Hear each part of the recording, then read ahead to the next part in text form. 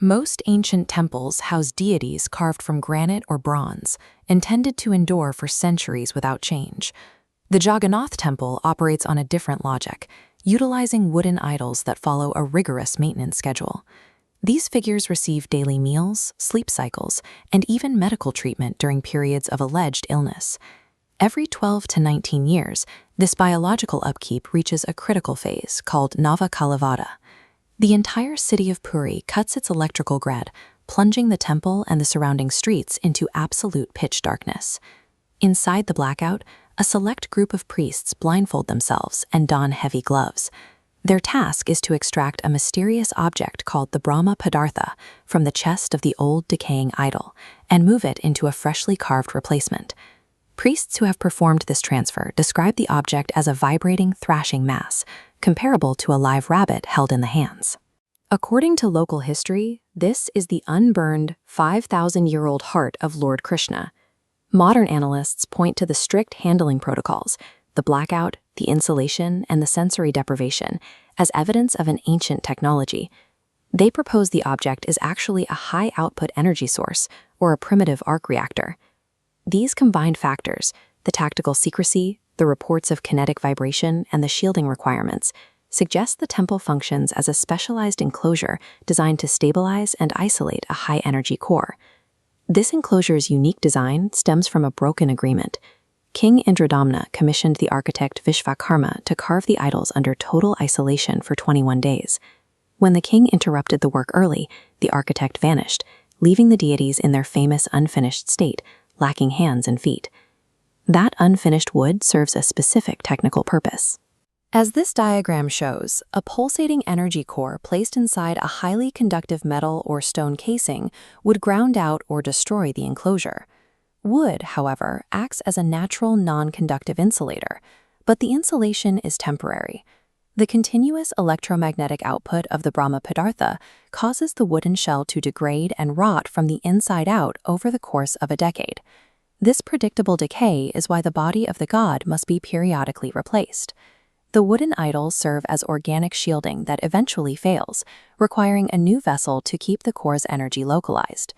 Within the temple's immediate perimeter, standard physics and aerodynamics display localized failures. These anomalies suggest a site where the laws of thermodynamics are being actively overridden.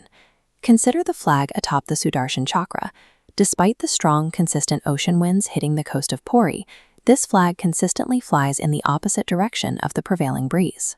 Maintaining this aerodynamic marker requires a priest to scale the 213-foot structure bare-handed every single day.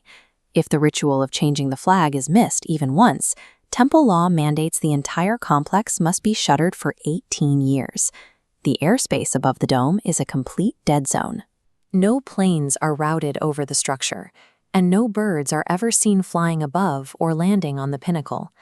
Furthermore, the massive 214-foot dome produces no visible shadow on the ground at any hour of the day. At the Lion's Gate, the perimeter creates a hard acoustic boundary. The roar of the nearby ocean is clearly audible until the moment a person steps inside the gate, where the sound instantly vanishes into total silence. The human defense protocols are just as rigid. Only Orthodox Hindus may enter. These rules are applied without exception. Former Prime Minister Indira Gandhi was barred at the entrance because of her marriage to a non-Hindu, despite her executive power. The temple enforced the same exclusion against B.R. Ambedkar, the lead author of India's constitution, demonstrating a security perimeter that ignores social or political status in favor of strict religious parameters. These atmospheric distortions and rigid access rules point to a unified protective system, one designed to shield and stabilize the highly charged environment within. Sustaining an ecosystem this massive requires a significant metabolism. The Jagannath kitchen is the largest on Earth, feeding up to 200,000 people daily while managing to produce zero surplus or waste. The cooking uses a stack of 7 clay pots over a single wood fire. In a standard environment, the pot closest to the heat finishes first, but here, the topmost pot cooks first. The heat inexplicably bypasses the bottom 6 layers. Then the cooking cascades downward, pot by pot, until the vessel directly on the flames finishes last.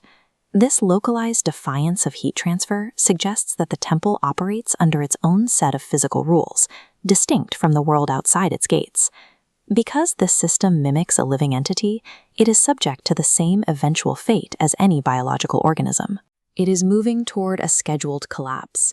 The Bhavishya Malika, a 500-year-old prophetic text, claims the physical breakdown of the temple serves as a countdown to the end of the Kali Yuga, the final age of the current world cycle.